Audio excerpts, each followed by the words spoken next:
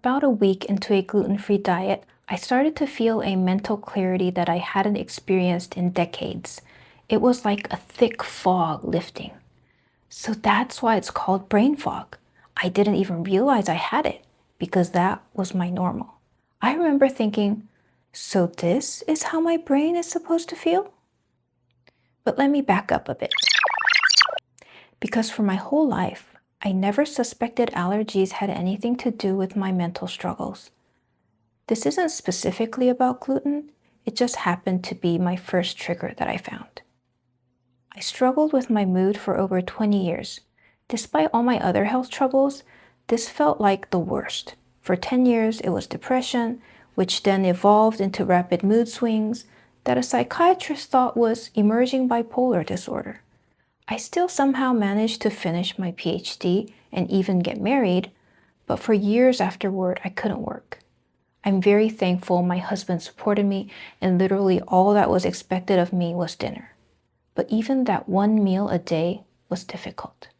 My brain just didn't work right. I was always tired and low energy, and the familiar darkness was always creeping up behind me, ready to drag me back. I desperately wanted to do things, but I couldn't. Back then, we were still talking about chemical imbalances in the brain, and that basically needed to be treated with lifelong medication.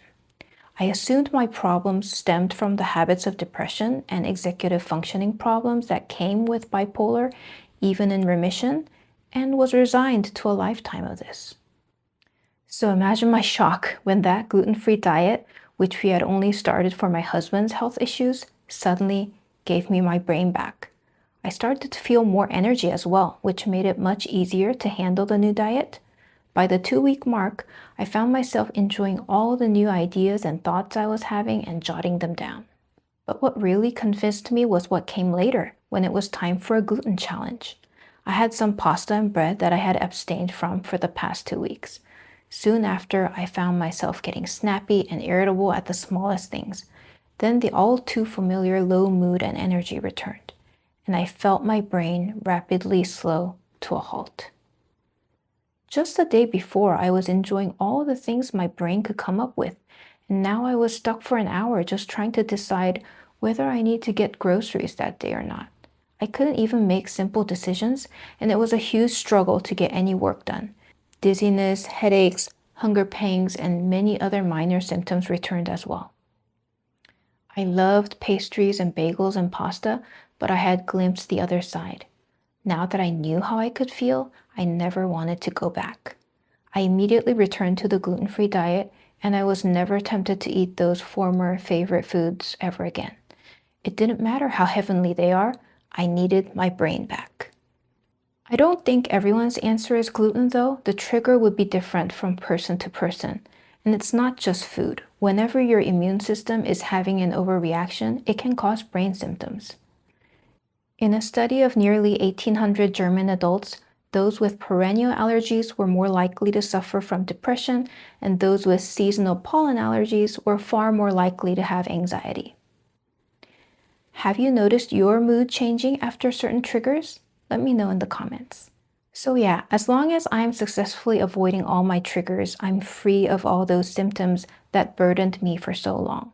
My mood is mostly on an even keel, and my energy levels are good. Good enough to raise a kid, manage multiple allergies in the family, and now start a YouTube channel. And I have enough patience for most of what my child throws at me daily. Losing patience and getting snappy with my kid is often the first sign that something was wrong with what I ate, followed soon after by headaches and other symptoms. But before I go further, I want to be clear. If you are currently in the midst of serious mental health issues, please first work with a professional until you get to a stable enough place before attempting to find more answers like this of your own. I was fortunate to have a therapist work with me for years before I stumbled on this discovery. Okay, so I knew what I felt in my brain, but it couldn't really be explained at the time. You see, we used to think that the brain was isolated from the rest of the immune system. It was only in 2015 that scientists discovered lymphatic vessels in the membranes surrounding the brain.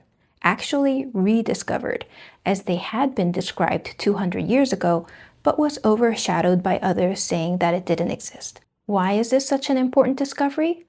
Lymphatic vessels are like the communication highway for immune cells. Suddenly, we had proof that the brain and immune system could talk to each other. This led to exciting new areas of research in neuroimmunology. Research is ongoing as to just how the central nervous system and immune system interact. We may learn many new things in the coming years. These new discoveries are like a dramatic 180 turn. Immune cells impact the brain. Mast cells, which play a central role in allergic reactions, can move between nerve tissue and lymphatics. When triggered, the inflammatory chemicals released can disrupt the blood-brain barrier and contribute to inflammation in the brain, affecting mood, memory, and concentration.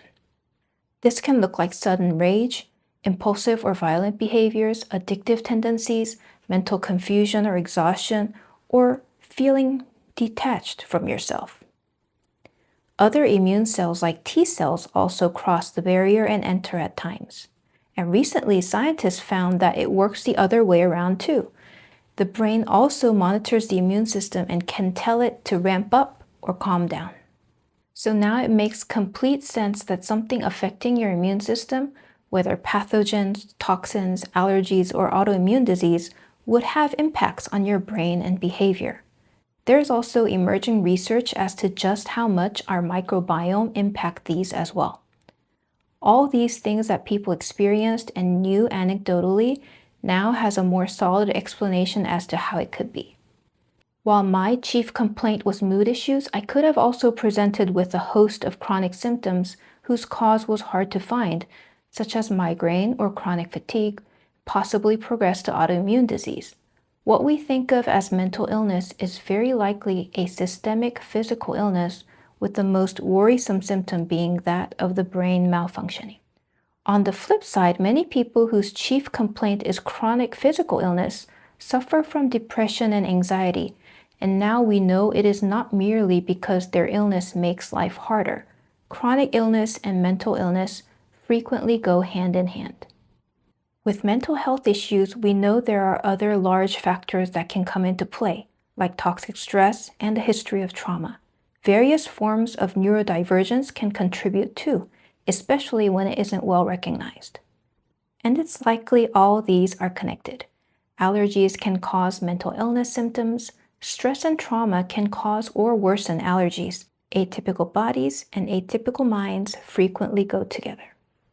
So beyond the answers we typically get for mental health symptoms, there may be more to be found for many people. And for a lucky subgroup of those people, the cure may be an elimination diet or some environmental plan. And wouldn't that be preferable to psychiatric medication or other treatment? For me, it is a clear yes, since it would actually be a cure at the source and not just symptom control. Whenever the topic of why I avoid certain foods came up, I found it hard to share the mental side of it. I would usually just stick to the more prominent and convincing physical symptoms. I felt those were more objective and observable. It was hard to shake the stigma that mental symptoms aren't as real as physical ones, even with the lived experience of those subjective symptoms actually being the worst of all. I hope by finally sharing this story, more people will become aware of such possibilities and help point towards your own answer. Do you suffer more from physical or mental symptoms? Feel free to share in the comments.